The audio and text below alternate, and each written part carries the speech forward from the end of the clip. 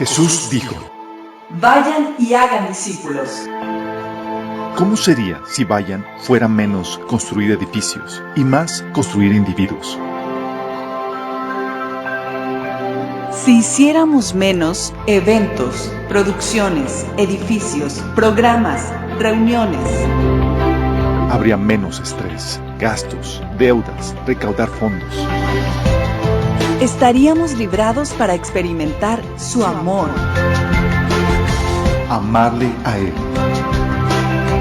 Amar a los demás. Liberar. Sanar. Liderar. Y desatar tu propósito.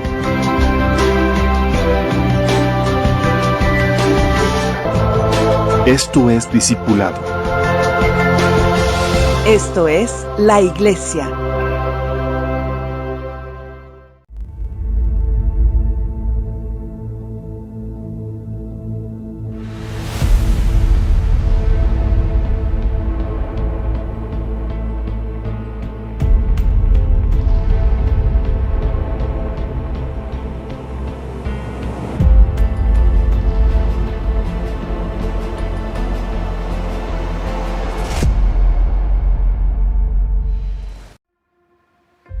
Amado Padre Celestial, te alabamos, te bendecimos, Señor. Te damos gracias por la oportunidad que nos das de reunirnos en tu nombre para exaltarte, alabarte y aprender de ti, Señor. Amado Señor, queremos poner ese tiempo en tus manos. Queremos rogarte que hables a través de mí, Señor, que cubras mis deficiencias y me ayudes a transmitir tu palabra con claridad, con sabiduría, Señor, con el poder de tu Espíritu Santo. Señor, y abre los corazones de los que estamos aquí, Señor, y de los que nos están sintonizando. De hecho, de todas las personas que están escuchando este mensaje, Señor, para que tu palabra se siembre en sus corazones y pueda producir el fruto que tú has deseado para nuestras vidas. Te lo suplicamos, Señor, en el nombre de Jesús. Amén. Ok. Estamos viendo una miniserie. Miniserie. Sí, es una miniserie. Creo que esta es la última sesión. Ya. Estamos viendo la serie de probados, sí. Y hemos estado viendo... vimos primero probados con el desencanto, cuando el cristianismo no funciona, ¿se acuerdan? Que vimos, oye, ¿cuándo el cristianismo no funciona? Bueno, vimos ahí qué onda con eso. Vimos también probados con el sufrimiento la sesión pasada. Y vamos a ver probados con el mundo, con los placeres que el mundo ofrece. ¿Sí? Quiero hacer un repaso acerca de lo que hemos estado viendo. Es muy importante, esta miniserie es muy importante porque todos somos probados en algún punto, ¿sí? Y la prueba es muy importante porque a Dios no le interesa el número de gente que se profesa como cristiano. A Él no le interesa un gran número de gente, a Él le interesa quedarse con los verdaderos, ¿sí? A Él no le impresiona una iglesia, wow, súper llena. A Él le interesa quedarse con los que son realmente verdaderos, ¿sí? Y lo que hace para eso es... permite que sean probados. Sí, hay un tipo de prueba que habíamos platicado en el taller del Evangelio, el Reino de Dios, que está diseñada para ver si estás listo para cumplir o avanzar en tu ministerio. Entonces es un tipo de prueba. ¿Sí? Otra, y es la que estamos viendo en esta miniserie, esta prueba, otro tipo de prueba que es esta, la que estamos platicando, la que hemos estado platicando en estas dos sesiones y con esta tercera. Esta prueba es para ver si eres genuinamente o no cristiano. Fíjate bien en esto. Es para ver si eres genuinamente o no cristiano. 1 Pedro 1:7 le decía a Pedro a los cristianos que era necesario que la fe de ustedes se pusiera a prueba. Y dice Pedro en 1:7, estas pruebas demostrarán que su fe es auténtica. ¿Porque hay fe falsa? Sí, hay muchos que profesan, no tienen una fe que es falsa. ¿Sí? ¿Cuál es la meta de esta prueba? La meta es que se pruebe auténtica la fe y puedas tú heredar. ¿Cuál es la meta de la fe? Heredar el reino. Heredar el reino. 1 Pedro 1:9 dice, obteniendo el fin de nuestra fe, que es la salvación de nuestras almas. Acuérdate bien de esto. El Señor nos ofrece vida eterna, es decir, escapar de la perdición eterna, del castigo eterno en el lago de fuego. ¿Sí? Nos ofrece eso. Nada más que obviamente y la salvación es por fe, pero para que esta fe realmente funcione, tiene que ser genuina. Y muchos llegan a Cristo y dicen, sí, yo profeso y toda la cosa que creo que Jesús es mi Señor y Salvador, pero en la práctica o en los hechos no resulta que no es una fe verdadera. Y Dios está preocupado por eso y Él le interesa probarse, quedarse con los verdaderos. De hecho, algo que platicábamos mi esposa y yo es, Señor, ven pronto porque si no, muy pocos van a quedar sí, con todas las pruebas y dificultades. Pero no se trata de eso, se trata de que tenemos que ser probados. Sí, como les había comentado en la sesión pasada, a mí me hubiera gustado que cuando me convertí a Cristo me hubieran llamado, me hubieran dicho, como que la sesión de introducción a la fe, ¿no? Así como que, chicos, muchos de los que están aquí tomaron su decisión por Cristo, tienen que estar precavidos de que van a ser probados para ver si su decisión es genuina o no. ¿Sí? Y van a venir este tipo de pruebas en sus vidas. ¿Sí? Y tenemos que ser filtrados, porque no todos son verdaderamente cristianos. No todos los que hacen una profesión de fe y van a la iglesia son verdaderamente salvos. Qué fuerte, ¿no? Estamos diciendo que hay entre nosotros gente que nomás no la vamos a ver en el cielo. Como dice un amigo, ni somos todos los que estamos, ni estamos todos los que somos. Dice, de hecho, de esto hablaba Judas. La pequeñita carta que viene en el Antiguo Testamento habla Judas acerca de falsos hermanos que se habían inmiscuido en la iglesia y que están utilizando la fe como licencia, la gracia como licencia para pecar, para vivir la vida que ellos quieren. Sí. Toda la carta de Judas habla acerca de eso. Y de hecho Jesús es lo que nos enseñó en la parábola del trigo y la cizaña. ¿Se acuerdan? Él nos enseña que el trigo y la cizaña van a crecer juntos hasta el final de la era, hasta el tiempo de su regreso. Mateo 13, del 24 al 30, habla acerca de eso. ¿Y qué es lo que va a pasar por medio de las pruebas? Muchos van a saltar como palomitas. Sí. Y muchas veces va a ser hacia el final de su recorrido cristiano. O sea, vivieron toda su vida como cristianos y al final ¡pum!, salió su verdadera naturaleza. Qué triste, ¿no? Si les ha tocado cristianos que llevan añales y al final resulta que no era. Sí, que en realidad nunca fueron salvos o que perdieron la salvación de acuerdo a la perspectiva que lo quieras ver. Acuérdate que para el ser humano, para nuestra perspectiva natural se pierde. Para la perspectiva de Dios, nunca se perdió, nunca fue salvo. Sí. Segunda Timoteo 2:18 dice, ellos han abandonado el camino de la verdad al afirmar, está hablando Pablo de un caso de algunos cristianos que habían abandonado la verdad, habían abandonado el evangelio. Fíjate lo que dice Pablo. Ellos han abandonado el camino de la verdad al afirmar que la resurrección de los muertos ya ocurrió. De esa manera desviaron de la fe a algunas personas. O sea, unos lidercillos ahí se desviaron y llevaron con él a varias personas. Versículo 19 dice Pablo, sin embargo, la verdad de Dios se mantiene firme como una piedra de cimiento con la siguiente inscripción. La inscripción dice, el Señor conoce los que son suyos y todo el que pertenece al Señor debe apartarse de maldad. O sea, realmente el Señor sabe quiénes son los suyos y quiénes no. Si nosotros vemos solamente el resultado de una vida transformada, pero la verdad no sabemos qué sucede dentro del corazón. Sí. Pero si si realmente te pertenece al Señor, debes de vivir una vida santificada, una vida apartada del pecado, lo que es una característica de una verdadera conversión. Segunda Timoteo 4:10 te pone otro caso, que es el caso de Demas. ¿Se acuerdan de Demas? Era un colega de Pablo, y dice Pablo que Demas me abandonó porque ama las cosas de esta vida y se fue a Tesalónica. O sea, no aguantó el ritmo de una vida cristiana. ¿Sabes qué? A la porra, esto nomás no me da lo que quiero. Sí, dice la otra versión, Demas, por amor a este mundo, me ha abandonado y se ha ido a Tesalónica. Sí. Y muchos, no creas que solamente es con Demas, muchos son demitas, así. Se apartan del Señor. Sí, por cosas del mundo.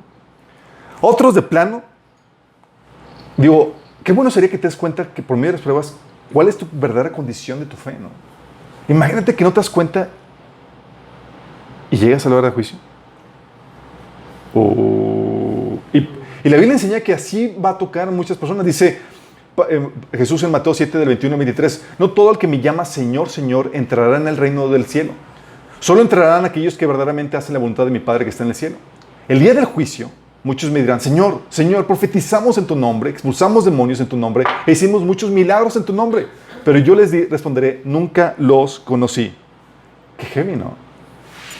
Date cuenta de tu condición hasta el día del juicio, de que, realmente nunca hubo una conversión. Y dices, ¿y pueden fluir milagros? Sí, pueden fluir milagros, y eso es su gracia, puede utilizarte. Sí, pudiste haber comenzado bien, el Espíritu Santo pudo haber fluido a través de ti, pero al final resultó cuál es tu verdadera condición. ¿Sí? Por eso se nos exhorta en la Biblia a cuidarnos unos a otros y alentarnos en medio de las pruebas para que ninguno la repruebe. Fíjate lo que dice el autor de Hebreos en Hebreos 12 del 14 al 17. Fíjate lo que dice. Dice, busquen la paz con todos y la santidad sin la cual nadie verá a Dios. Asegúrense de que nadie deje de alcanzar la gracia de Dios. Otra versión dice lo siguiente. Cuídense unos a otros para que ninguno de ustedes deje de recibir la gracia de Dios. Es decir, cuídate mutuamente para asegurarnos que nos mantenemos en la gracia de Dios, es decir, nos mantenemos en la salvación. Dice que ninguna raíz de amargura brote y cause dificultades y corrompa a muchos. Y de que nadie sea inmoral ni profano como Esaú, que por un solo plato de comida vendió sus derechos de hijo mayor. Después, como ya saben, cuando quiso heredar esa bendición, fue rechazado. No se le dio lugar para el arrepentimiento, aunque con lágrimas buscó la bendición. Es decir, ya era demasiado tarde, no había vuelta atrás. Y está diciendo que no seas como un Esaú. Ese Esaú subastó o cambió la bendición de Dios por un plato de lentejas. Dice, así puede haber muchos cristianos que subastan la salvación, la vida eterna, las herencias del reino por las bartijas de este mundo. Dice, cuídense mutuamente. Puede haber un Esaú, puede haber alguien que con una raíz de amargura, ¿sí?, contamine a algunos y se parte. Porque ya está en la condición del perdón de Dios. Si tú no perdonas, Él no te perdona. ¿Sí? Por eso también otro pasaje dice Pablo, así que piensa estar firme, mire que no caiga. O sea, cuidémonos. O el famoso pasaje donde el Señor dice que la segunda venida algunos lo tienen por tardanza. Pero fíjate a quién fue escrito este pasaje de Pedro. Dice, el Señor no tarda en cumplir su promesa, según entienden algunos la tardanza. Más bien, Él tiene paciencia con ustedes, porque no quiere que nadie perezca, sino que todos se arrepientan. ¿A quién escribió esta carta? A cristianos, a la iglesia. Le está diciendo Pedro, ¿sabes qué? O sea, más que tardarse por los de afuera, está que tardándose por ustedes, chicos. Porque hay algunos de ustedes que no han agarrado la onda. Sí. Por eso las pruebas que hemos visto hasta ahorita, ¿se acuerdan? La primera que vimos fue cuando el cristianismo no funciona. Hay gente que se aparta porque les prometieron algo que la fe cristiana no promete. Y si no funciona la fe, claro, si te prometieron algo que no viene en la Biblia, que no promete el Señor, pues no se va a cumplir. Y hay otros que se quejan porque hay promesas que Dios da, pero que no supieron los términos y condiciones de la promesa.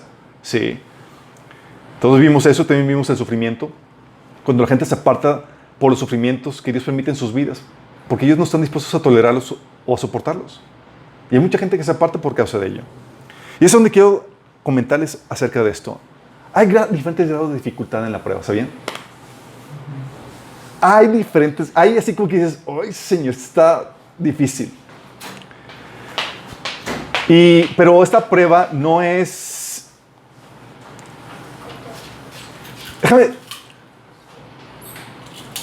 Quiero que se imaginen o que traten de intuir cuál creen que sea la prueba más difícil. Sí. Déjame decirte, vamos a ver los diferentes grados de prueba. Sí, de acuerdo a lo que el Señor me estuvo enseñando. El nivel bajo de dificultad de la prueba. ¿Sabes cuál es? La persecución física por la fe. Es decir, la persecución física de parte de personas que están antagonistas o están en contra de la fe y te están avisando que es por tu fe. ¿Sabes qué? No queremos cristianos aquí, así como está sucediendo en China. ¿Sabes qué? Eres cristiano, te vamos a castigar con eso. Esa es la parte fácil, ¿sí? ¿Por qué? Porque te ponen guardia, te hace aferrarte a la fe. Y revisando, mata a soldado. ¿Sí? Te están diciendo, hoy queremos destruir tu fe, que niegas a Cristo. Niega a Cristo, si no te cortamos la cabeza. No, pues no lo niego. Sí. En China ya está pasando. Es China, en Irán, hay un montón de países donde de hecho, hay reportes donde el cristianismo al día de hoy es la religión con más persecución a nivel mundial. Sí, hoy en día, alrededor del mundo mueren más cristianos como mártires que lo que murieron en siglos pasados. Imagínate el fuerte. Uy, chicos, pónganse al tanto de las noticias, por favor. Entonces, ¿qué hace? Te pone en guardia y te hace aferrarte a la fe, pues estás alertado de que es por ella que están peleando. Sí, muchos han claudicado, pero trae santificación, unidad entre el grupo de perseguidos y experimentan el amor y la gracia de Dios de forma sobrenatural. Su vida, testimonio, de hecho, en medio de la terrible sufrimiento ocasiona que muchos convertidos, por eso les había comentado la vez pasada, ¿sí sabes lo que hacían con los cristianos? O sea, entre más cristianos morían como mártires, más gente se convertía porque veían la paz y el gozo en medio de la tribulación. Incluso morían cantando alabanzas al Señor, ¿se acuerdan? O compartiendo el Evangelio, al punto que tenían que degollarlos primero antes de quemarlos, porque si no los degollamos se me convierte en más gente. Así de fuerte. ¿Sí? Por eso la iglesia perseguida, en medio del sufrimiento, siempre ha sido ejemplo de fe, de perseverancia y de santificación. ¿Sí? Y siempre ha crecido con facilidad en medio de esas situaciones. Esa es la semilla que cayó. Esta persecución, chicos. Ok. Sí, no, es el pasaje que recalca esto es Apocalipsis 2, del 9 al 10, que es la palabra de Jesús a la iglesia de Esmirna, que dice: conozco tus sufrimientos y tu pobreza, sin embargo eres rico. Sé que te calumnian los que dicen ser judíos, pero en realidad no son más que una sinagoga de Satanás. No tengas miedo de lo que estás por sufrir. Te advierto que algunos de ustedes el diablo los meterá en la cárcel para ponerlos a prueba y sufrirán persecución durante 10 días. Sé fiel hasta la muerte y te daré la corona de vida. Estoy hablando de las palabras de ánimo para este tipo de prueba. ¿Sí? La otra prueba es nivel medio, es decir, más complejo. Sufrimiento circunstancial injustificable. Es lo que vimos la vez pasada, la prueba tipo Job, donde no hay gente persiguiéndote por la fe, pero es Satanás que fue a la presencia de Dios y pidió permiso para zarandearte por medio de circunstancias y pruebas. ¿Sí? Es el sufrimiento que viene sin ver al enemigo quien lo está provocando y sin avisarte que es para llevarte a claudicar la fe. Así que no lo comprendes muchas veces. ¿Se acuerdan con este Job? Fue Dios, dice: pues déjame probarlo para que veas cómo no se aparta y te maldice y se parte tus caminos. Sí. Había una persona física que estaba detrás de él. Sí, Job, queremos estar en contra de la fe, que no había nadie. De hecho, utilizó circunstancias: la muerte de sus hijos, la enfermedad de su cuerpo, la crisis económica que vino a su vida. Puras cosas circunstanciales. Y él: ¿por qué ese Señor está permitiendo esto? ¿Se acuerdan? Y mucha gente en medio de esa prueba no ve que es Satanás que está viniendo a la vida de esa persona para probarlo, para llevarlo, al igual que la primera prueba, a negar la fe, a apartarse de la fe. ¿Se explico? Pero es compleja o es más difícil porque tú no te ponen en guardia. Sí. Y muchos truenan con palomitas. No pasan. Sí. Están así perplejos de que: Señor, si me porto bien, si tú ves, ¿por qué permitiste la muerte de mi esposo, mi hijo? ¿Por qué permitiste esto y lo otro? Y se apartan. Sí. Y mucha gente se aparta en esa situación. Y la prueba de nivel más alto, ¿sabes cuál es?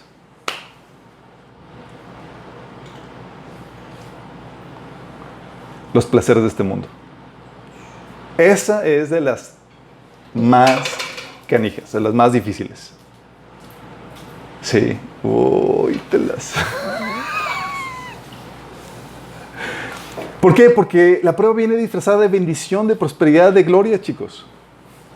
Y alguien se pone en guardia. Viene la zarandeada, bien y bonito. Sí. Pero esa prueba, porque viene disfrazada de prosperidad, de bendición, de gloria, trae desviación y muerte a la fe de la persona. ¿Sí? Es la prueba que históricamente se ha probado como la más letal para la fe.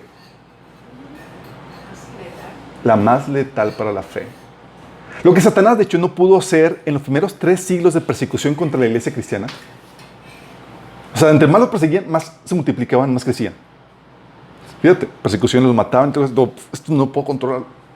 Lo que Satanás no pudo hacer en los primeros 3 siglos de persecución contra la iglesia, lo hizo en unos cuantos años de gloria, opulencia y bendición que experimentó al unirse al Imperio Romano.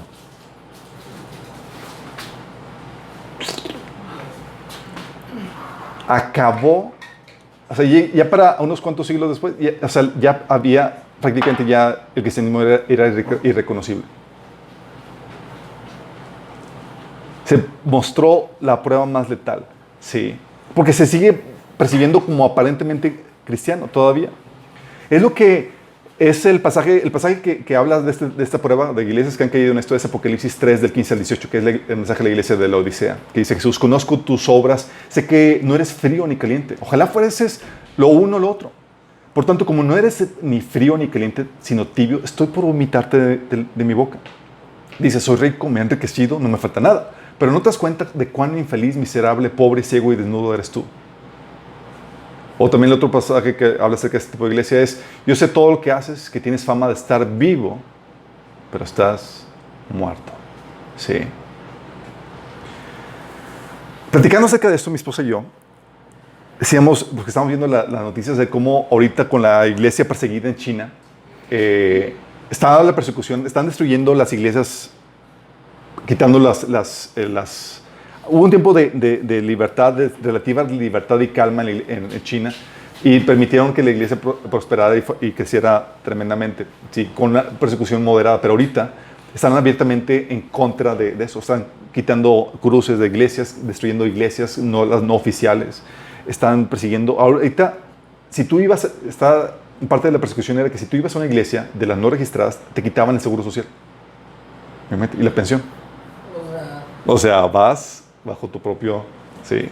O ahorita la noticia que estábamos discutiendo mi esposa y yo, donde ahorita se va a incentivar, va a haber incentivos económicos para los que delaten a los cristianos que se junten en casas. Sí, como que, ¿y cuánto van a dar? ¿Cuánto? Sí. Y dices: oye, mi esposa me decía, pues hay que orar por los chinos, por los preos. Yo, orar por los cristianos perseguidos, ora por nosotros. Digo, la verdad, aquí está la situación muy compleja. ¿Por qué? Porque los cristianos perseguidos en Asia, sí hay que orar y que el Señor les dé gracia. Se les está pasando muy difícil físicamente, pero espiritualmente están prosperando. Entonces, oramos para que venga prueba física. Sí, pero los cristianos en Occidente nos las estamos pasando muy bien físicamente, pero espiritualmente estamos pereciendo. ¿Sí te das cuenta? Pero la gente no se da cuenta que este tipo de situación que estamos viendo es de las pruebas más letales y no está en guardia. ¿Me explico? Sí, vemos a mucho cristiano a nuestro alrededor, pero en pésimas condiciones. En pésimas condiciones. La prueba de la aceptación por el mundo, la prosperidad, la bendición, la gloria con la que Satanás está atacando a la iglesia está siendo más letal y sanguinaria que la persecución en países comunistas y árabes. Sí. O sea, mientras que la iglesia en lugares de persecución crece exponencialmente, por ejemplo, en China está registrado que se convierten entre 37,000 a 40,000 personas al día. Ay, no. Él le puse los links en la información. Imagínense, ¿sí? De hecho, hay reportajes donde dice que si China sigue al paso en el que va, China está en el camino de convertirse en la nación más cristiana en 15 años. Wow. Imagínate. O sea, es el mismo proceso que estaba viviendo bajo Roma. La persecución estaba ocasionando que los cristianos conquistaran a Roma. Sí. En el occidente, en cambio, en medio de la paz, de la aceptación, donde al cristiano no se le persigue y toda la cosa de prosperidad, en Europa, por ejemplo, ya prácticamente está muerta la iglesia. Solo queda un pequeño remanente. Las iglesias se venden o se utilizan como museos, etc. Sí. En Estados Unidos, va detrás de Europa. Sí, se cierran. Hay un artículo que estaba viendo donde se cierran entre 6,000 y 10,000 iglesias cada año. Y ni qué decir la condición espiritual de los cristianos. O sea, la verdad es que los cristianos son un pequeño remanente. Sí. Y en Latinoamérica, vamos detrás de Estados Unidos. Me había encontrado un artículo muy interesante por Guillermo Green, que se llama Crisis en las iglesias evangélicas. Dice, se lo cito: un estudio sobre la asistencia del culto en Chile mostró que menos de la mitad de los pentecostales asistían a culto una vez por semana. O sea, menos de la mitad de los pentecostales iban a la iglesia. Y una tercera parte no asistía casi nunca. El nominalismo, que es una persona que profesa ser cristiano pero realmente no lo practica, No solo ha crecido grandemente en el seno de la iglesia pentecostal, sino que es permitido. Encontramos tasas altas de nominalismo en otras denominaciones también. En México se encuentran patrones similares, con menos de la mitad de los evangélicos activos en la iglesia y grandes porcentajes que nunca asisten. Sí, profesan ser evangélicos, pero la verdad, ni sus luces. Existe más y más evidencia que muchas personas no solo dejan de practicar su fe evangélica, sino que salen de todo del protestantismo. Bowen, un investigador que estaba checando las estadísticas, encontró que en Latinoamérica un 43% de aquellas personas que fueron criadas en iglesias protestantes ya no son protestantes como adultos. 43% no continúan en la fe.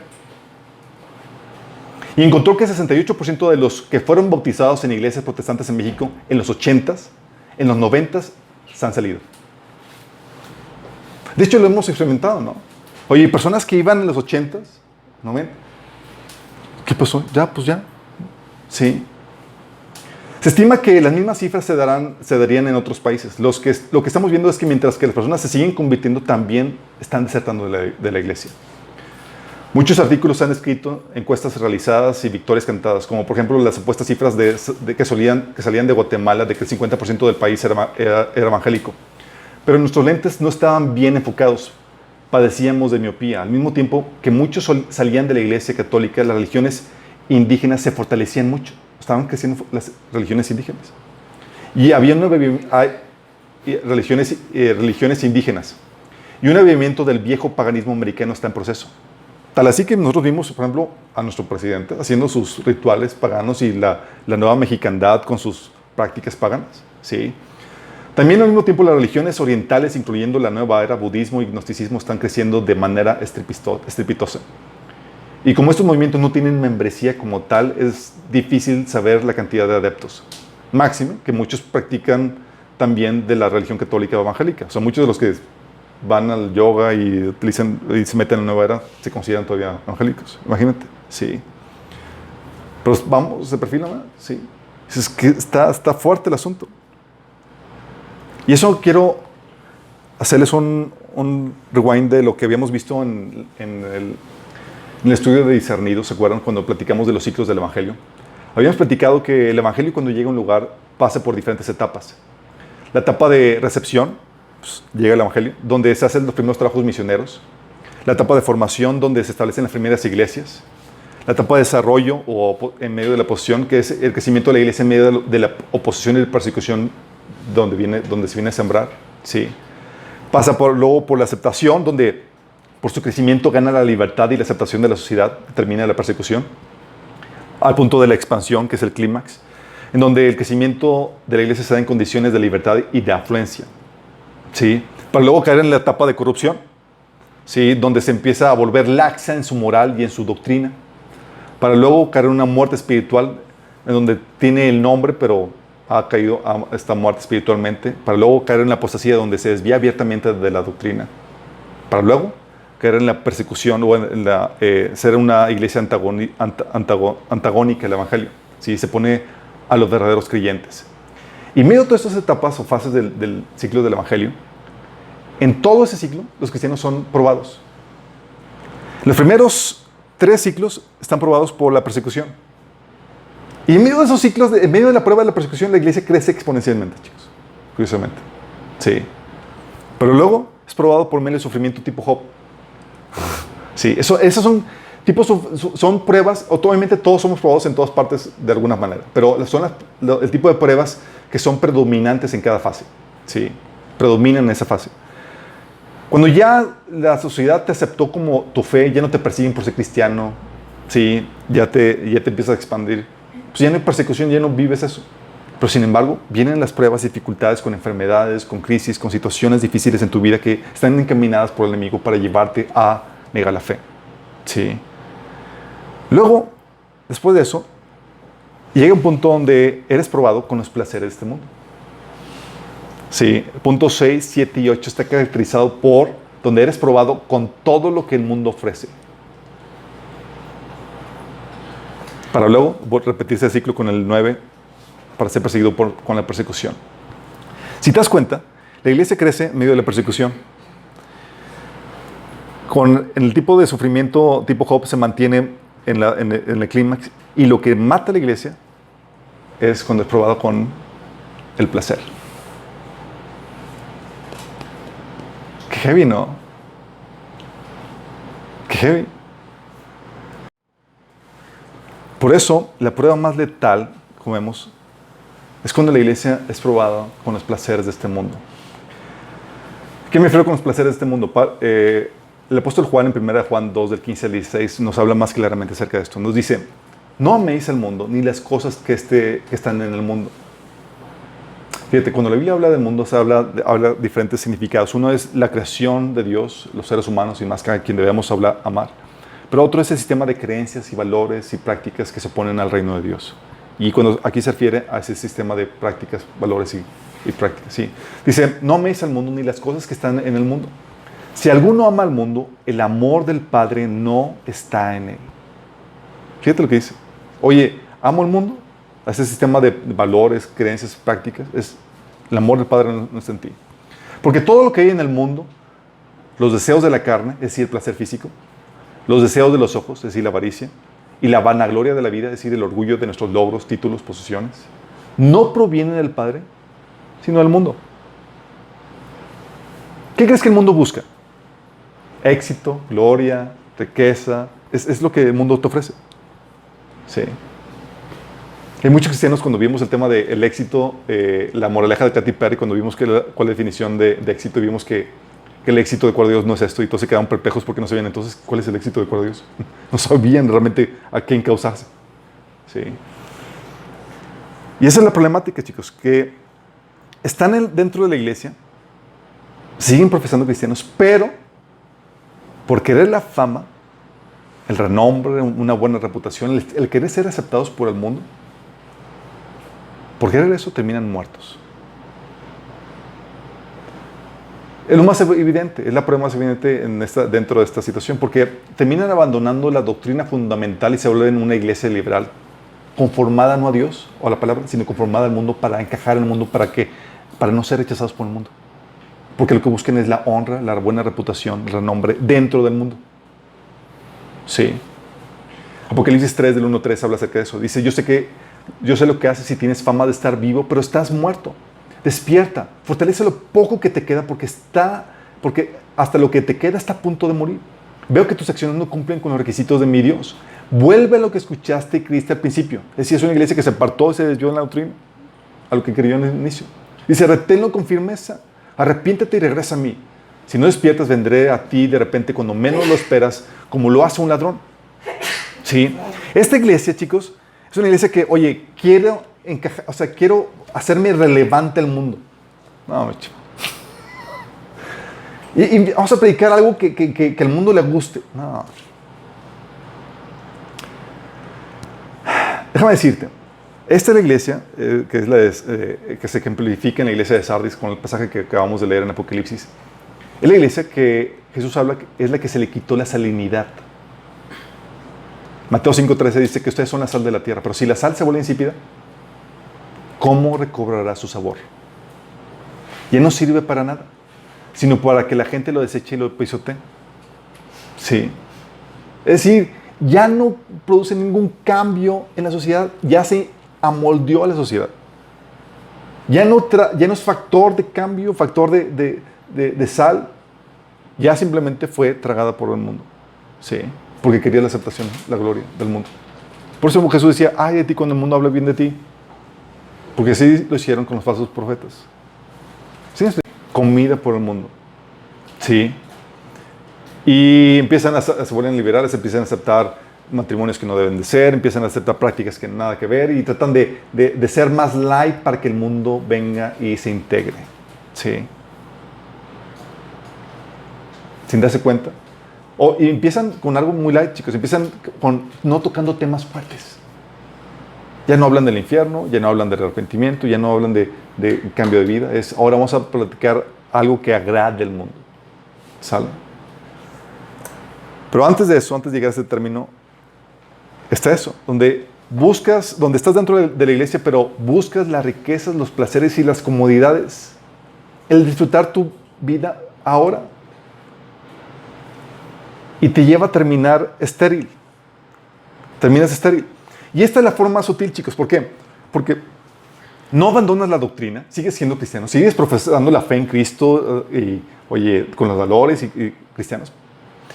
La doctrina central del evangelio sigue siendo la correcta, pero se abandona la meta. Y su corazón está en usar la fe para obtener lo que el mundo ofrece. Sí, es decir, compromete la meta. La meta ya no es Cristo y su voluntad. Ahora utilizas a Cristo para la meta, que es conseguir lo que el mundo me ofrece. Y por eso llama a la gente que si entregas a Cristo vas a tener tu mejor vida ahora. O te va a ir súper bien, vas a tener esa bendición, etc. Ya Cristo no es la meta. Ya no es como dice Pablo que por causa de Cristo ha dejado todo para obtenerlo a Él. Sí. Esta es la semilla que cayó entre espinos y que representan a los que viven la palabra de Dios, pero muy pronto el mensaje queda desplazado por las preocupaciones de esta vida y el atractivo de las riquezas. Así que no produce ningún fruto.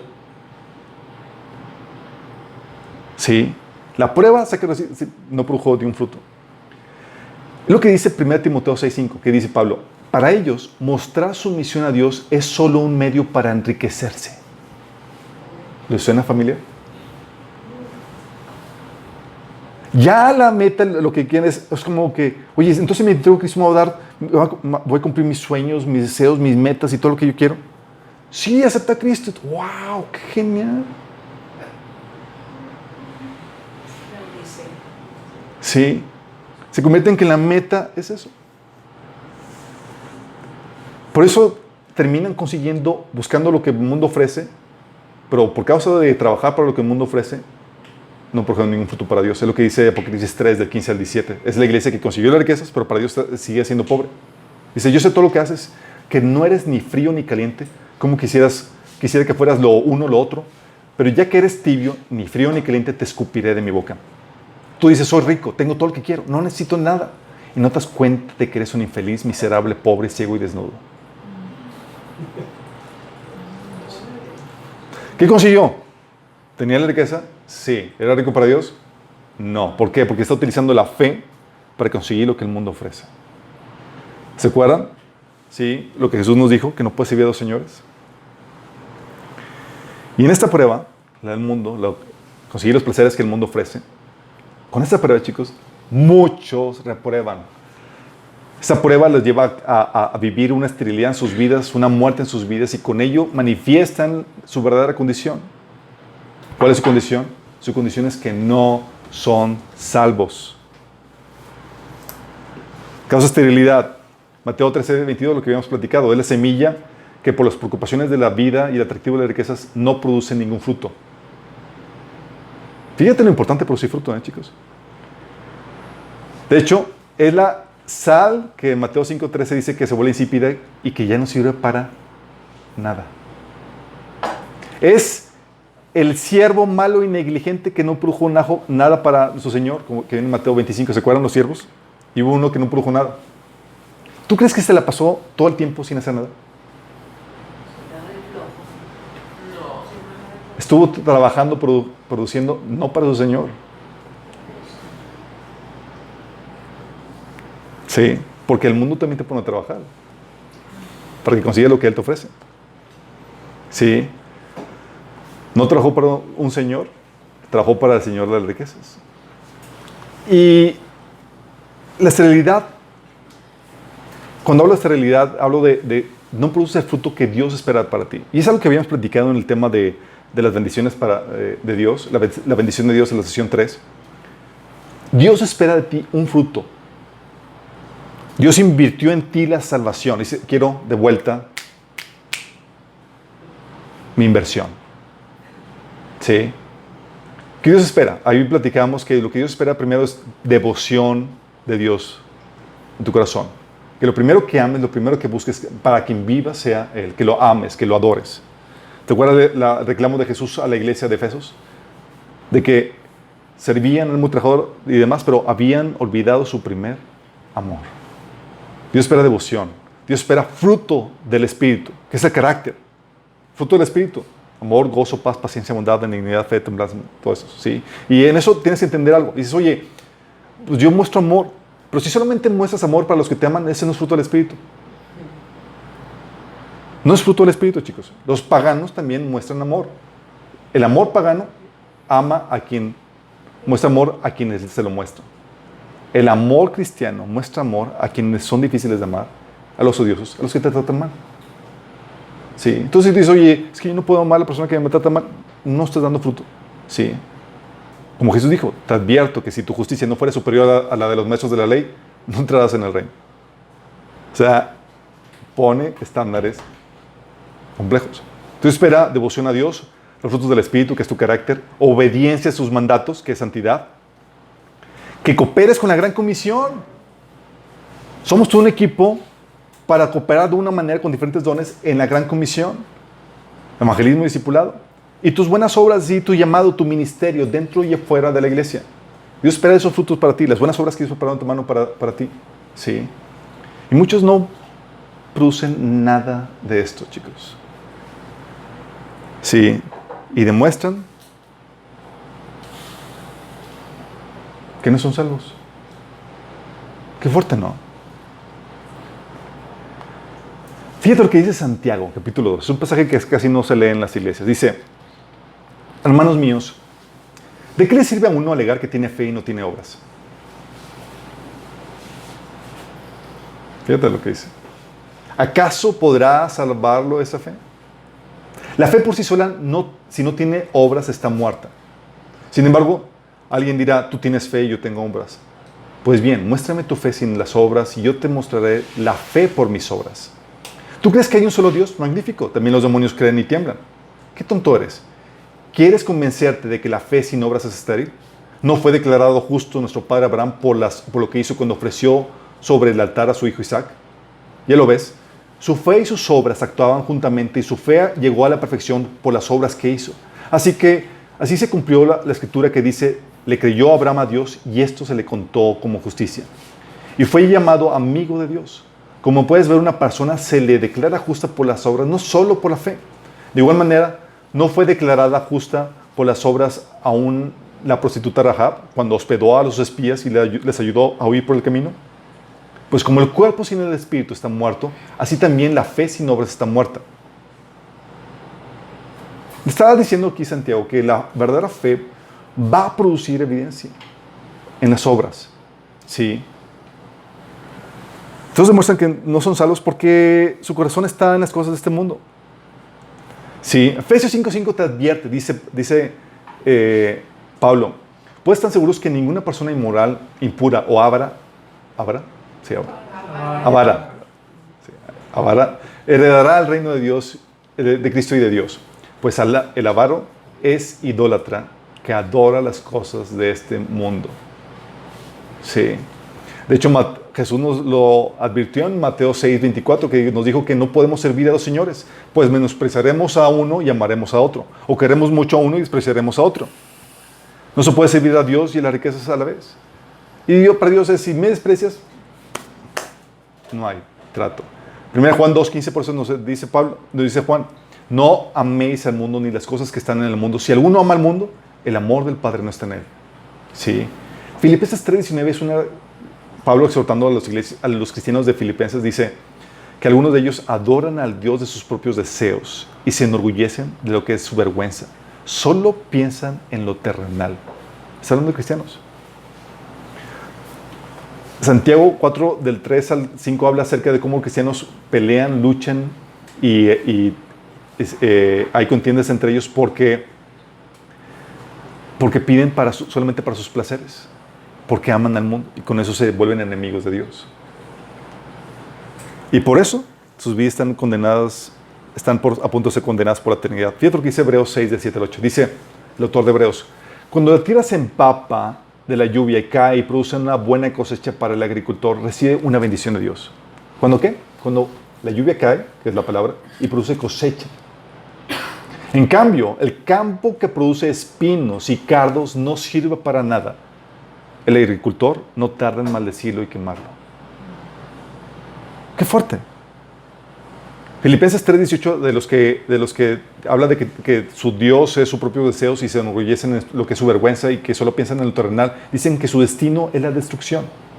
¿Sí? Y con eso quiero aclararles bien esto. La salvación no es por obras, pero las obras son una evidencia de que fuiste salvo. Y tienes que entender esto. ¿Sí? Tus obras son evidencia. ¿Por qué? Porque primero no puedes ser buena persona si no has nacido de nuevo. Es imposible. Romanos 8 te dice que no, es imposible que puedas agradar a Dios si todo sigues viendo en tu hombre natural. Tienes que nacer de nuevo para poder agradar a Dios. Sí. Primera por eso. Y segunda porque aunque vivas en santidad y queriendo agradar a Dios, va a haber pecados y cosas que tienes que cambiar. Primera Juan 1:9 dice que si decimos que no tenemos pecado, hacemos a Dios mentirosos y nos engañamos a nosotros mismos. Hay muchas áreas que cambiar. Somos salvos por gracia. Pero el cambio en tu vida, el vivir en santidad, el buscar agradar a Dios, demuestra que realmente naciste de nuevo. Por eso, aunque no es por obras, tus obras son una evidencia de que estás realmente en la fe. Sí. Fíjate, como dices Santiago 2:18. Ahora bien, alguien podría argumentar, algunas personas tienen fe, otras buenas acciones. Pero yo les digo, ¿cómo me mostrarás tu fe si no haces buenas acciones? Yo les mostraré mi fe con mis buenas acciones. Es decir, la manera en que demuestras tu conversión es que se ven las obras. Sí. Oye, pero pues, ¿que las obras no son necesarias? No. Pero si hay un verdadero arrepentimiento, va a haber acciones. Y el arrepentimiento empieza con una actitud interna.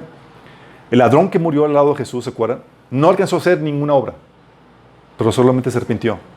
Pero si hubo un genuino arrepentimiento y él no lo hubieran matado, hubiera habido una manifestación en las obras. De hecho, es lo que decía Pablo en Hechos 26:20. Dice que a todos les prediqué que se arrepintieran y se convirtieran a Dios y que demostraran su arrepentimiento con sus buenas obras. Fíjate la aplicación de Pablo. ¿Verdad? Les predicaba que se arrepintieran, se volvieran a Dios y que lo demostraran con sus buenas obras. Show me. Enséñame que realmente convertiste. Sí. De hecho, ¿han escuchado de que el amor echa fuera todo temor? Famoso versículo, ¿verdad? Dice, no, es que tengo miedo a ser castigado. Es que, pues no, es que el amor echa fuera todo temor. ¿Y a qué pensamos que se refiere eso? Pensamos que se refiere que si crees que Dios te ama, no debes de tener miedo que Dios te va a condenar. ¿Verdad? Y no leemos el contexto. ¿Sabes a qué se refiere eso? Fíjate lo que dice el contexto. 1 Juan 4, del 16 al 18 dice, Dios es amor. El que permanece en amor, permanece en Dios y Dios en él. Aquí está hablando que si permaneces en esa conducta que manifiesta el amor. 1 Corintios 13, el amor todo lo espera, es paciente, sufrido, benigno, todo lo perdona, bla, bla. No se deleita en el mal y todo eso. Dice, ese amor se manifiesta plenamente entre nosotros para que en el día del juicio comparezcamos con toda confianza, porque en este mundo hemos vivido como vivió Jesús. Diciendo que el amor se manifiesta entre nosotros viviendo como Jesús vivió. Y por eso tenemos confianza en el día del juicio. En el amor no hay temor, sino que el amor perfecto echa fuera todo temor. ¿Sabes a qué se refiere? En el contexto está diciendo que si tú no estás viviendo en el amor de Cristo, viviendo, amando y en el fruto del amor, no se perfecciona el amor y por eso hay temor en tu vida. Es decir, tienes temor, porque no estás viviendo en el temor de Dios. Sí. Porque ahí dice, el que teme espera castigo, así que no has sido perfeccionado en el amor. Es decir, no estás andando perfectamente en el amor.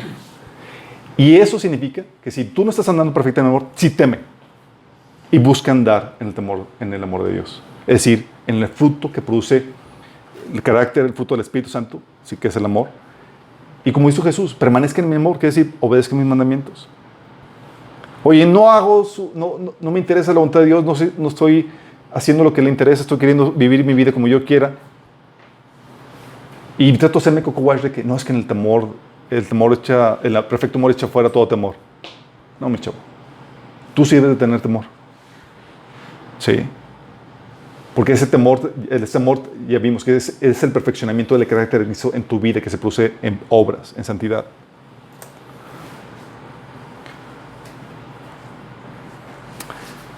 Fíjate lo que dice Pedro. ¿Sí te das cuenta cómo está hablando de que nuestra confianza de la salvación se manifiesta en las obras que tenemos? Quiero leerles 2 Pedro 1, del 5 al 10. Es muy importante este pasaje y quiero que entiendan esto. Dice, en vista de todo esto, esfuércense al máximo por responder a las promesas de Dios, complementando su fe con una abundante provisión de excelencia moral. A la excelencia moral con conocimiento, al conocimiento control propio, al control propio con perseverancia y la perseverancia con sumisión a Dios. La sumisión a Dios con afecto fraternal y el afecto fraternal con amor por todos. Cuanto más crezcan de esta manera, más productivos y útiles serán en el conocimiento de nuestro Señor Jesucristo. Pero los que no llegan a desarrollarse de esta forma son cortos de vista o ciegos y olvidan que fueron limpiados de sus pecados pasados. Es decir, no están produciendo fruto para Dios.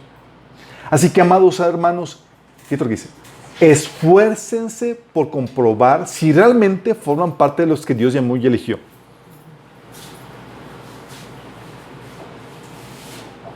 Hagan estas cosas y no caerán jamás. Entonces Dios les dará un gran recibimiento en el reino eterno de nuestro Señor y Salvador Jesucristo. Es decir, te lo repito, esfuércense por comprobar si realmente forman parte de los que Dios ha llamado y elegido. Es para tu paz de conciencia, chicos. Es para tu conciencia. Dice que la Biblia que te convences el Espíritu Santo de que has cambiado y que naciste de nuevo. Es el Espíritu el que te convence, porque estás viviendo esa vida transformada, renovada por Él. Por eso también Pablo le decía a los creyentes, a los cristianos, le decía, no se engañen, chicos. Si los malvados no heredarán el reino de Dios. O sea, si tú vives una vida, un estilo de vida que no agrada a Dios, no lo vas a heredar por más que profeses ser cristiano. ¿Sí?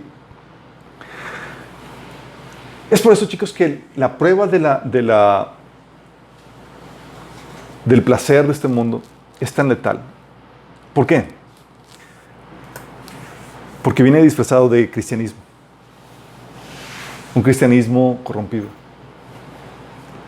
Te visten de cristiano, pero te quitaron la esencia. No viene en la forma de abierta oposición o persecución contra tu fe. Tú estás con las defensas bajas, todo hay paz, hay tranquilidad, y mientras te están bombardeando. Sí. 2 Corintios 11, del 4 al 6 dice, ustedes soportan de buena gana todo lo que les dice, aun si se les predica a un Jesús diferente del que nosotros predicamos, o un espíritu diferente del que ustedes recibieron, o un evangelio diferente del que creyeron. Pero de ninguna manera me considero inferior a esos superapóstoles que enseñan tales cosas.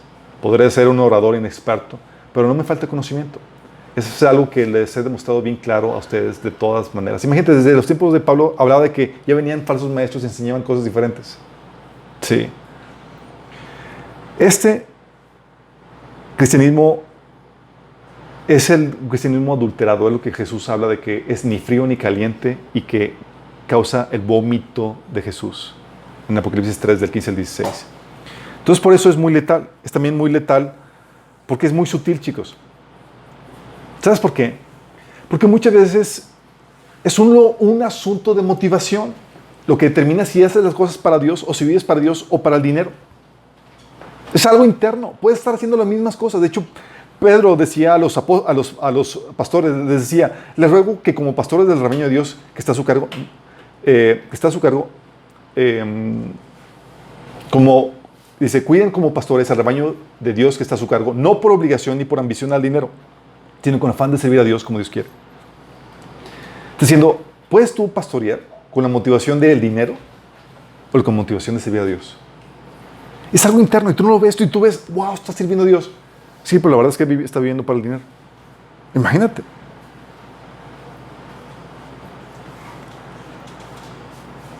¿Y qué hace? Es que esta versión de cristianismo hace que la gente convierte lo que el mundo ofrece como el fin y la meta final y utilizan a Dios como medio para alcanzarlo. Sí. También es muy sutil, es muy letal porque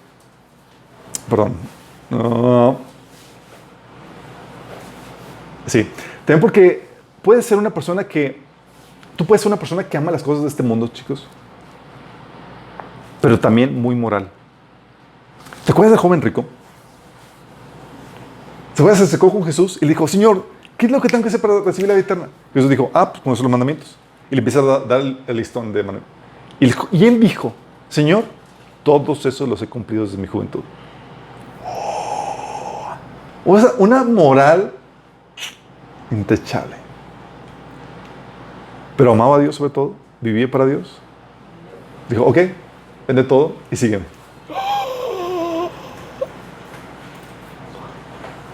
Y Jesús no le dio una rebaja, chicos. Ok, vende el 10%.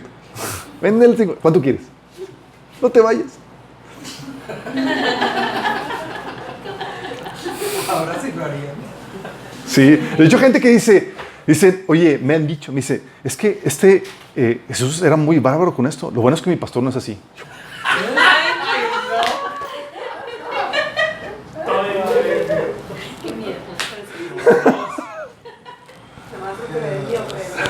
Imagínate. O sea, porque esta versión ofrece una moral, esta versión del cristianismo ofrece una moral paganizada. Sí, una moral de ese íntegro y toda la cosa, pero como cualquier otro pagano, chicos. Amas cuando te aman, a los que te aman. Sí. Y que no se trata de sufrir injusticias, maltratos y privaciones por causa de Cristo, porque eso sí, nomás, ya no. Sí. Ya. Sí. Es muy sutil en ese sentido, chicos, sí. Tú puedes ser un rico muy moral, pero realmente en su corazón ama las cosas de este mundo más que Dios. Qué fuerte. Sí. También porque es sutil, porque apela a los deseos pecaminosos que en nuestra naturaleza pecaminosa hay. Mira, de forma natural queremos lo que nos da placer. De hecho, el placer es el punto central al que el pecado apela. Ese punto sí que es lo que nos lleva a caer. ¿Sí? Oye, el placer sexual sin tener que esperarme ya aquí y ahora, ¿sí? Sin compromisos, la comodidad ya, ¿sí? El estatus, el renombre a costa de la gloria. O sea, es el placer y la comodidad ya ahorita lo que apela, ¿sí? Y la Biblia nos habla acerca de esto, nos habla de ese placer, de esas pasiones placenteras que el Señor nos... ¿Sabes qué? La Biblia enseña que hay en nuestra naturaleza pecaminosa. Sí.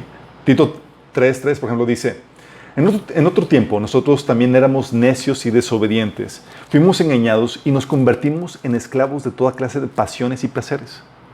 ¿Por qué? Porque la gente que vive para sus placeres es esclavo de ellos. No puede refrendarse. Vive ¿para qué más vive? Si nuestra vida estaba llena de maldad, de envidia y nos odiábamos unos a otros. O Tito 2 del 11 al 13 dice, en verdad Dios ha manifestado en verdad Dios ha manifestado a toda la humanidad su gracia, la cual trae salvación y nos enseña a rechazar la impiedad y las pasiones mundanas. Sí. Esas pasiones, esos deseos por ese placer. Así podremos vivir en este estado, en este mundo con justicia, piedad y dominio propio, mientras que aguardamos la bendita esperanza, es decir, la gloriosa venida de nuestro gran Dios y Salvador Jesucristo. Efesios 2:3 dice, en ese tiempo también nosotros vivíamos como ellos, impulsados por nuestros deseos pecaminosos, siguiendo nuestra propia voluntad y nuestros propios propósitos. ¿Por qué, chicos? Porque un estado natural del hombre es que, ¿para qué vive? Más que para satisfacer sus propios placeres, en la medida de lo posible, sí, y sin caer en la cárcel. Mientras que la Biblia nos enseña a vivir vidas autonegadas, refrenando nuestras pasiones, conduciendo nuestras pasiones a un orden. Lo que les acabo de leer en Tito 2, ¿se acuerdan? Que les dije que Dios ha manifestado a toda la humanidad su gracia, la cual trae salvación, y nos enseña a rechazar la impiedad y las pasiones. En otra versión dice los placeres pecaminosos. Los placeres pecaminosos es ese deseo natural de satisfacer, de buscar el placer desordenadamente, violando la normativa de Dios. Dice, así podremos vivir este mundo con justicia, piedad y dominio propio. ¿Por qué? Porque la Biblia te enseña a refrenar eso. Hay gente que dice, es que yo sí nací con esas pasiones. ¡Claro! La Biblia te dice que naciste con una naturaleza pecaminosa. Pero tienes que refrenarla, tienes que morir a ella. Santiago 4, del 1 al 4, ¿qué es lo que dice? Dice, ¿qué es lo que causa disputas y peleas entre ustedes? ¿Acaso no surgen de los malos deseos que combaten en su interior? Desean lo que no tienen y entonces traman y matan para conseguirlo. Envidian lo que otros tienen, pero no pueden obtenerlo. Por eso luchan y les hacen la guerra para quitárselo. Sin embargo, no tienen lo que desean porque no se lo piden a Dios. Y aun cuando se lo piden, tampoco lo reciben porque lo piden con malas intenciones. Desean solamente lo que les dará placer. Adúlteros. ¿Por qué? Porque la Biblia enseña a refrenarte. Básicamente te dice, vienes a Cristo, tienes que autonegarte, estar dispuesto a cambiar esas pasiones, esos deseos pecaminosos. Ponerlos al orden de Dios. Y esto va a implicar, ¿sabes qué va a implicar? Una guerra. Una guerra interna. Porque hay un deseo interno de hacer lo que es placentero ya desordenadamente. Oye, quiero quedarme en la cama una hora más. Pues tengo que tener mi devocional. No, pero otro más. Sí. O quiero, estoy aquí con mi novia y pues aquí quiero tener un momento acá íntimo, toda la cosa. Sí. ¿Qué es lo que sucede? Y puedes ceder a tus impulsos o someterlos para tomar la mejor decisión. Romanos 7, del 22 al 23 dice, esta lucha que tenemos, dice, amo la ley, dice Pablo, con todo mi corazón, pero hay otro poder dentro de mí que está en guerra con mi mente. Y ese poder me esclaviza al pecado que todavía está dentro de mí. ¿Sí les ha pasado que dicen, quiero dejar esto, pero no puedo porque me gusta? Todos hemos vivido eso. Que, ay, si quiero, pero esa lucha. Sí. Gálatas 5:17 dice, habla acerca de eso, dice, la naturaleza pecaminosa desea hacer el mal, que es precisamente lo contrario de lo que quiere el Espíritu. Y el Espíritu que está en ti nos da deseos que se oponen a lo que desea la naturaleza pecaminosa. Entonces hay una guerra interna. No quiero, y la Biblia dice que tienes que hacer que gane el Espíritu. Romanos 8, del 2 al 13 dice, por tanto, hermanos, tenemos una obligación, pero no es la de vivir conforme a la naturaleza pecaminosa. Porque si ustedes viven conforme a ella, morirán. Pero si por medio del Espíritu dan muerte a los malos hábitos del cuerpo, vivirán. Sí. Entonces va a haber esta continua guerra en ti por querer hacer lo correcto, por vivir vidas sometidas a la voluntad de Dios. Porque si no hay esta guerra, es que estás muerto espiritualmente. Sí. Y esta guerra, chicos, es la que tratan de eliminar en ese tipo de cristianismo. Al contrario, tratan de alimentar esta naturaleza pecaminosa. Si, oye, deseas tener una gran vida exitosa y toda la cosa aquí, bla, bla, búscala, que esa sea tu meta, Dios te va a ayudar. No, mi chavo. Buscas a Dios, buscas su voluntad y estás dispuesto a sacrificarlo para seguir lo que Dios quiere para ti. Sí. Es muy diferente el mensaje. Te disciplinas para adquirir los hábitos básicos, para poner a Dios primero sobre todas las cosas. Por eso es tan letal esto, chicos, porque es muy sutil. Sigue siendo un cristiano promedio, pero vas camino al lago de fuego. ¿Sí? ¿Cómo pruebas que estás realmente en la fe? Hay varias cosas. ¿Sí?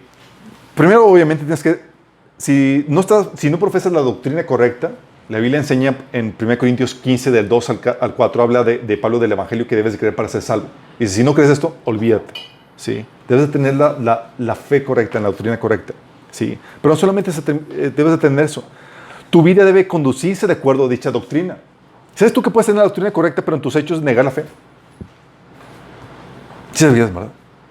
Oye, yo creo que Jesús es Señor, mi Salvador y todo. Sí, pero con tus hechos dices otra cosa, mi chavo. Sí. 1 Timoteo 5:10, por ejemplo, dice Pablo, aquellos que se niegan a cuidar de sus familiares, especialmente los de su propia casa, han negado la fe verdadera y son peores que los incrédulos. Son cristianos que lo único que no hacen es que no proveen para su familia. Y dice Pablo, estos tipos ya negaron la fe y son peor que los incrédulos. Fíjate lo que hablo. Sí. O Filipenses 3, del 18 al 19, que dice, como lo he dicho a menudo y ahora lo repito con lágrimas, muchos se comportan como enemigos de la cruz de Cristo. Su destino es la destrucción. Adoran al Dios de sus propios deseos y se enorgullecen de lo que es su vergüenza. Solo piensan en lo terrenal. Sí. Tu vida tiene que vivir esta doctrina, esta fe que tú profesas. Si no, oye, pero no la veo perfectamente, caigo. Tiene que haber esa lucha. Sí. Esa lucha que le habíamos comentado. Oye, ya no hay esa lucha, ya te entrego. Gente me dice, es que la vida cristiana es muy difícil, ya mejor me entrego al mundo. Pues no pasaste la prueba. Sí. Y la prueba fue que vino los placeres del mundo, se te presentaron y tú preferiste los placeres que seguir a Cristo. No hubo persecución, un trade amistoso, ¿sí? Un intercambio amistoso. El mundo dice, te ofrezco esto y tú me das tu salvación. Y va. Sí. ¿Sabes que estás viendo para el mundo, para lo que el mundo ofrece? ¿Cuándo? Esto lo discutimos en detalle en la sesión 3 de las bendiciones de Dios. Porque dices, oye, puedo estar sirviendo a Dios, pero realmente estoy buscando el dinero y no sirviendo a Dios. Cuando sirves al dinero, cuando estás buscando lo que el mundo ofrece, vas a terminar sacrificando algo que Dios te demanda. Inevitablemente. Terminas sacrificando, por ejemplo, tu devoción a Dios. Eso es lo primero que va. Que preguntan, oye, ¿cómo va tu devocional? X, ya, no lo tengo. ¿Cómo es tu tiempo de comunión con Dios? Bye. Entonces, ¿en qué gastas el tiempo?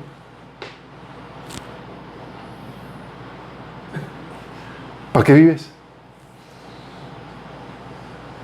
Sí. Es que tengo muy poco tiempo, tengo que trabajar, si no, no me alcanza. Really? No puedes servir al dinero y no puedes servir a tu Señor. Sí. O sacrificas el servicio de Dios en otras áreas. ¿Sabes? Hay gente que, cuando abrazas el llamado de Dios y la voluntad de Dios para tu vida, muchas van a implicar un sacrificio económico. Hay gente que dice, no, me entregué a Cristo y fui prosperado. Es que ya saben, ya bien. Pero muchas veces lo que sucede es que llega un sacrificio económico donde tengo que, por cumplir mi parte en la gran comisión, por cumplir mi llamado, y tengo que tengo que desgastarme, tengo que quitar tiempo que podía dedicar a mi trabajo para ganar más dinero, tengo que dedicar a prepararme, estudiar o evangelizar o cumplir mi ministerio en la iglesia, ¿sí? O también sacrificas tu crecimiento espiritual. Te digo, hoy vente a tu discipulado. No, es que tengo mucho trabajo. Really? Y sabes que es parte del convenio es que tienes que decir a Jesús tiene que ser discipulado. Sí, pero no tengo tiempo. Después tú metes en la vida. ¿Qué quieres hacer? Ganar dinero. Wow. Toda la voluntad de Dios en tu vida ya no figura. Sí. O también sacrificas las ordenanzas de Dios. Tienes ordenanzas muy sencillas. Entonces que tienes que leer la Biblia, tienes que congregarte y primero que vuela, sí. O ¿sabes cómo te das cuenta también de que trabajas para el dinero y no para Dios? Cuando muestras más entusiasmo y profesionalismo en un trabajo que paga que el que haces gratis para Dios.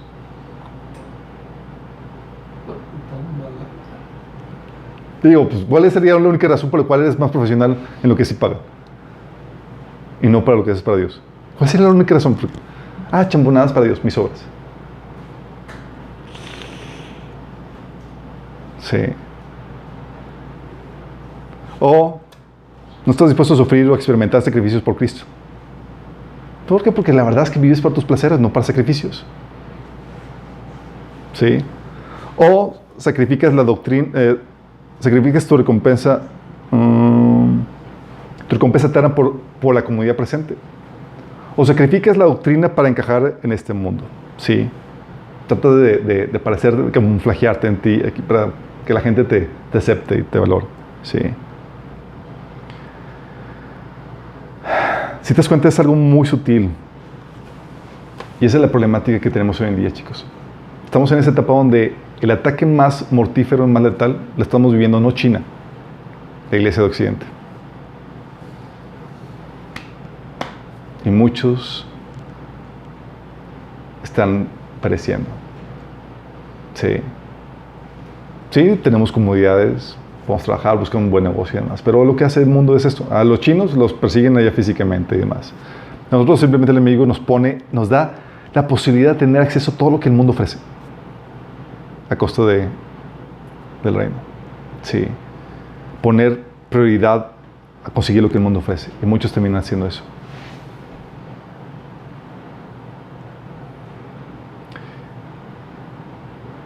Las palabras de Jesús a la iglesia de la Odisea son para este tipo de prueba. Para la iglesia de Esmirna que está viendo las persecuciones, mantente firme hasta la muerte y te daré la corona de vida. Para la Odisea, que es la que estamos viendo ahorita, te aconsejo que compres oro refinado por el fuego para que tú también seas rico. Ropas blancas para que te vistas y cubras tu vergonzosa desnudez, y colirio para que te lo pongas en los ojos y recobres la vista. ¿Qué significa cada una de estas cosas? Lo vimos en el de las bendiciones. Y termina Jesús diciendo: mira, estoy a la puerta y llamo. Si alguno oye mi voz y abre la puerta, entraré, cenaré con él y él conmigo. Es decir, Jesús termina con un llamado que lo aceptes. Conviértete. ¿Por qué? Porque si tú no estás dispuesto a autonegarte para seguir a Jesús, su voluntad, si no estás dispuesto a sacrificarte, si no estás dispuesto a controlar esos malos deseos pecaminosos que te llevan a vivir en desobediencia a Dios, tú no te has convertido. Sí. La frase dominguera de que el amor de Cristo echa fuera todo temor no es de que tengas una fe en el amor, en el que el amor de Dios te va a salvar del juicio. Al contrario, es que ese amor te transforma a ti para que vivas de tal forma que no tengas temor en el día del juicio. El Señor, hermano, el Señor sigue estando ahí. Hey, está tocando la puerta. No lo has dejado entrar. Estás usando la fe como un medio para enriquecerte, para buscar lo que tú quieres. Señor, acuérdate las condiciones con las que Jesús te llamó a cada uno de nosotros. Si no estás dispuesto, si amas algo más que a Él, no eres digno de Él. Si no estás dispuesto a perder tu vida por Él, no eres digno.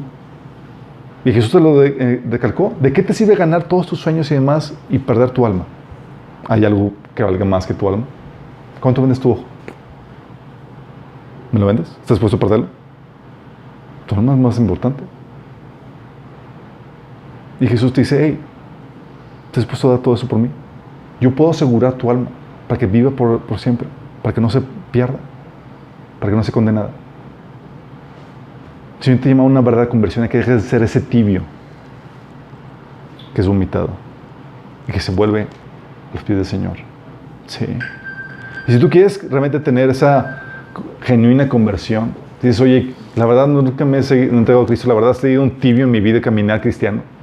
He estado realmente así como que escuchando sin convencimiento, como yo quiera y como yo entienda. Si ya estás viendo eso y quieres realmente entregarte a Cristo, te quiero guiar en esa oración de entrega. Sí. Donde le dices al Señor que te arrepientes, que estás dispuesto a recibirlo. Pero déjame decirte que cuando recibes a Jesús, cuando le abres la puerta, así cuando Jesús está tocando, y le abres la puerta, Él viene no como invitado,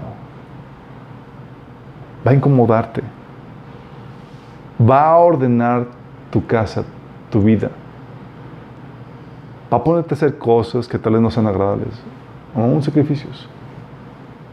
Él entra para ser Señor de la casa, no un invitado más. Y va a abrir hasta los lugares más ocultos. Ahí que quisiste medio limpiar y toda la cosa y metiste todo al closet. Va a abrir el closet. Sí. Y va a secar todo. ¿Estás dispuesto a eso? Si no estás dispuesto a eso, mejor ni le. Sigamos ahí con tu show de cristianito y ahí vemos qué pues sucede. Pero si estás dispuesto a eso, a entrar en esta guerra de, oye, controlar tus impulsos para agradar a Dios. No vas en tus fuerzas. Vas a pedirle al Señor que te salve. Solamente con el poder del Espíritu Santo vas a poder hacerlo. Pero si estás dispuesto a hacer eso, déjame guiarte en esta oración. Cierra tus ojos. Dile: Señor Jesús, el día de hoy te pido que me perdones por seguir la fe como yo he querido, Señor. Por hacer mi voluntad y no la tuya, Señor. Perdóname por seguir lo que el mundo me ofrece y no tu voluntad, Señor. Señor, te ruego que me perdones, que me limpies. Señor, yo acepto lo que tú hiciste por mí en la cruz. Yo creo que moriste por mí y que resucitaste para el perdón de mis pecados. Y hoy, Señor, respondo a tu llamado y te abro la puerta de mi vida. Te pido que entres en mí, que me salves, que me liberes, que me ayudes a controlar las pasiones pecaminosas de mi vida. Quiero vivir para agradarte. Quiero vencer esa lucha interna, Señor. Santifícame, Señor. Hazme una nueva persona. Dame tu Espíritu Santo. Te lo pido, Jesús. Amén. Quiero terminar con esta frase que Pedro Sí. Nos dio en 2 de Pedro, capítulo 1, versículo 10, dice: así que, amados hermanos, esfuércense por comprobar si realmente forman parte de los que Dios ha llamado y elegido. Esfuérzate por comprobar. Que no haya lugar a duda. Sí. Esfuérzate. La única forma es viviendo estas vidas entregadas a Cristo, que avanzan de santidad, de gloria en gloria, y hacen las obras que Dios ha puesto en sus vidas. Amén.